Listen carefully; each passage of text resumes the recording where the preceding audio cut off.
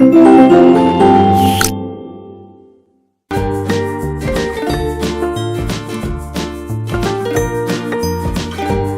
dear students, how are you all of you? Hope you are all doing well. So let's start our chapter number 19 in English grammar and our chapter name is punctuation marks and capital letters. तो आज हम punctuation marks के बारे में बात करने जा रहे हैं और capital letters के बारे में. चलिए समझते हैं यहाँ पर.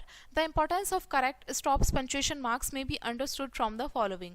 देखिए जो हमारे correct जो हमारा क्या होता है एक रुकने वाले जो हमारे पंक्चुएशन मार्क्स होते हैं उसकी इंपॉर्टेंस हमें नीचे दिए गई चीज़ों से समझनी चाहिए. पहले Ram says Shyam is my friend. फिर है Ram said Shyam is my friend. Ram said Shyam is my friend. देखिए यहाँ पर तीनों जो हैं अलग अलग तरीके हैं एक ही बात को कहने के. These three sentence have been differently punctuated. ये जो तीनों सेंटेंस हैं इसको अलग अलग तरीके से हमने पंचुएट किया है, यानी कि जो हमारे मार्क्स हैं उसको हमने अलग अलग तरीके से लगाया है यहाँ पे, तो इसलिए इनका अलग अलग मीनिंग भी निकल रहा है. तो पंचुएशन का मतलब होता है कि हमें जो हमारे सच स्टॉप्स हैं उसका यूज़ हमें इस तरीके से करना है कि कोई भी हमें मिसअंडरस्टैंडिंग ना हो, यानी कि हम कहना तो कुछ और आ रहे हैं सामने वाला कुछ और ना समझ ले. इसलिए पंक्चुएशन मार्क्स का इस्तेमाल किया जाता है एक सेंटेंस के अंदर. जिस तरीके से हम अपनी बात को कहना चाह रहे हैं, सेंटेंस को रिप्रेजेंट करना चाह रहे हैं, उसी तरीके से वो सामने वाले तक समझ में आ जाए, इसलिए हम पंक्चुएशन मार्क का यूज़ करते हैं. The main stops marks of punctuation are. तो हमारे जो पंक्चुएशन मार्क्स हैं कुछ यहाँ पर अलग अलग दिए हैं. पहले बात आती है फुल स्टॉप की. फुल स्टॉप हमारा पंक्चुएशन मार्क्स है. ये बेसिकली एक लॉन्ग पॉज को रिप्रेजेंट करता है, यानी कि जहाँ पे भी सेंटेंस हमारा फिनिश हो जाता है वहाँ पर हम फुल स्टॉप लगाते हैं और इसका मतलब होता है कि हमें वहाँ पर लंबा सा एक पॉज लेना है, थोड़े ज़्यादा समय के लिए रुकना है. इट इज़ यूज्ड, ये कहाँ पर लगाया जाता है, जब भी हमारा कोई असर्टिव या फिर इम्पेरेटिव सेंटेंस खत्म होता है वहाँ पर हम लगाते हैं. वेयर यहाँ पर बोला है as we are his followers do not go out. यहाँ पे की बोला है आपको, नॉर्मली एक इम्पेरेटिव सेंटेंस है उसमें लगा करके दिखाया है, जैसे we are his followers do not go out. फिर है आफ्टर एब्रीविएशंस और इनिशियल्स, यानी कि जो हमारी एब्रीविएशंस होती हैं, शॉर्ट फॉर्म्स होती हैं, उसमें हम लगाते हैं जैसे AIRSK, रणधीर MA, इस तरीके से हम लगाते हैं. फिर है coma.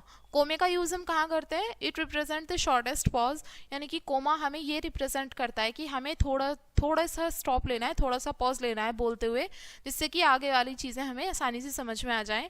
To separate the words of address as, यानी कि जो भी हमारा वर्ड्स हैं अगर उसमें किसी चीज़ को बताया जा रहा है उसमें हम थोड़ा सा पॉज लेते हैं. जैसे Mohan where are you going, यानी कि हमें थोड़ा रुकना है, हम मोहन से बात कर रहे हैं, किसी चीज़ को दिखाया जा रहा है, उसलिए हमने यहाँ पे पॉज लिया है. टू सेपरेट टू और मोर सेम पार्ट्स ऑफ स्पीच, यानी कि जब एक स्पीच के एक या एक से ज़्यादा पार्ट्स हैं तो उसको सेपरेट करने के लिए हम कोमा यूज़ करेंगे. जैसे Mohan, Shyam and Madan are friends. Madan is tall, handsome and healthy boy. To separate the words in opposition, यानी कि जो भी वर्ड्स हमारे अपोजिशन में है उसके सेपरेट करने के लिए हम यूज़ करेंगे. जैसे Akbar the great Mughal king ruled with love. To separate and absolute phrase, जो हमारा एब्सोल्यूट फ्रेज होगा उसको सेपरेट करने के लिए जैसे the rain having stop we went out for a walk. To separate a participle phrase, ये जो हमारा पार्टिसिपल फ्रेज है उसको अलग करने के लिए जैसे having heard the news the principal close the school. To separate each pair of words of same kind और क्लास, यानी कि जो हमारे वर्ड्स के जो पेयर्स हैं वो अगर सेम काइंड के हैं, सेम क्लास के हैं, उसके सेपरेशन के लिए जैसे rich and poor, high and low, weak and strong, all must be heard. To separate a direct speech from a indirect one, यानी कि डायरेक्ट स्पीच को इनडायरेक्ट से अलग करने के लिए भी हम कोमे का यूज़ करते हैं. जैसे he said Madhu is a good girl, तो Madhu is a good girl क्या होगी, हमारी रिपोर्टिंग स्पीच हो गई. और फिर है यहाँ पे to separate a subordinate adverb clause from the principal clause, यानी कि सबॉर्डिनेट एडवर्ब क्लॉज को किससे अलग करने के लिए, प्रिंसिपल क्लॉज से अलग करने के लिए हम यूज़ करते हैं कोमे का. When the rain stops we shall start.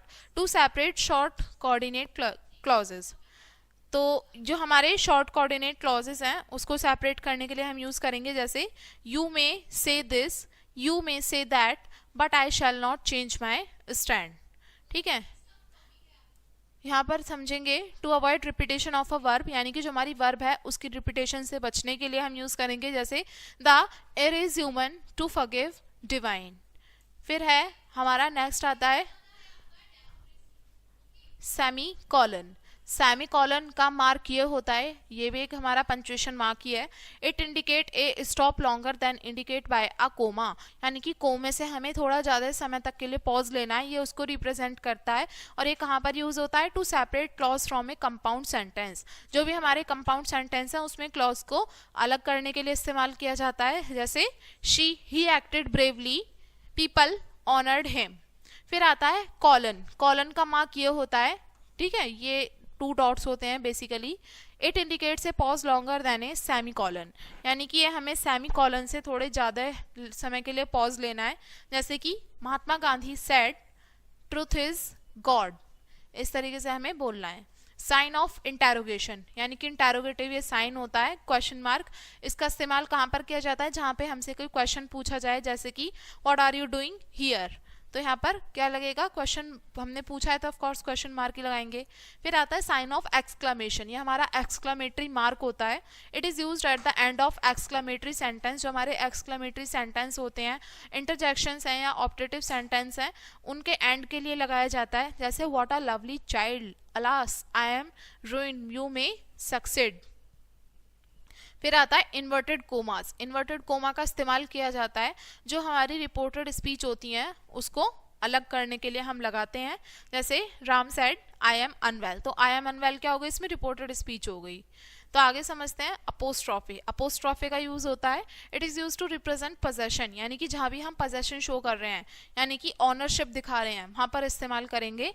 जैसे Ram's pen, the girls school, children's book, to show an omission of a letter, यानी कि एक लेटर के ओमिजन के लिए भी हम इस्तेमाल करेंगे, जैसे आई कांट हेल्प। ठीक है, तो ये हमारा अपोस्ट्रोफे हुआ। फिर आता है हमारा the use of capital letters, यानी कि कैपिटल लेटर्स का यूज कहाँ करते हैं? टू बिगिन ए सेंटेंस, जब भी हम किसी सेंटेंस वाक्य की शुरुआत करेंगे तो कैपिटल लेटर से करेंगे, यानी कि जैसे help the poor, you should respect your elders. आप यहाँ देख सकते हैं हेल्प का एच और यू का वाई, ये किससे बने हैं? कैपिटल लेटर से बने हैं। To each new line of poetry, यानी कि पोट्री कविता की कोई भी अगर नई लाइन है तो वो कैपिटल लेटर से शुरू होगी। I had grown to be a man and I was not shy, ये भी कैपिटल लेटर से हुआ है।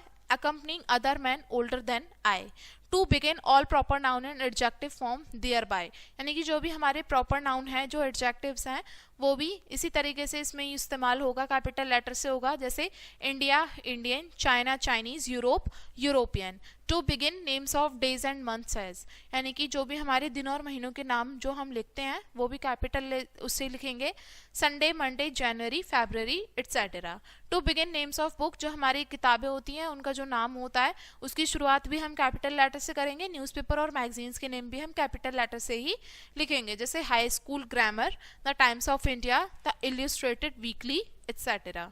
टू राइट द प्रोनाउन, जो भी हमारे प्रोनाउन है उसके लिए जैसे आई हो गया और इंटरजेक्शन ओ हो गया, ये भी हमारे कैपिटल लेटर से लिखे जाएंगे।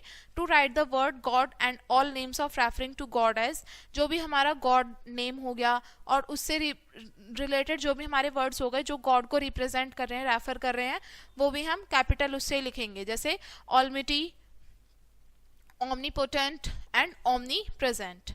ठीक है, तो ये हमारे कुछ वो सेंटेंस थे जिसमें हमें बताया गया कि हम कैपिटल लेटर का यूज कहाँ पर करेंगे।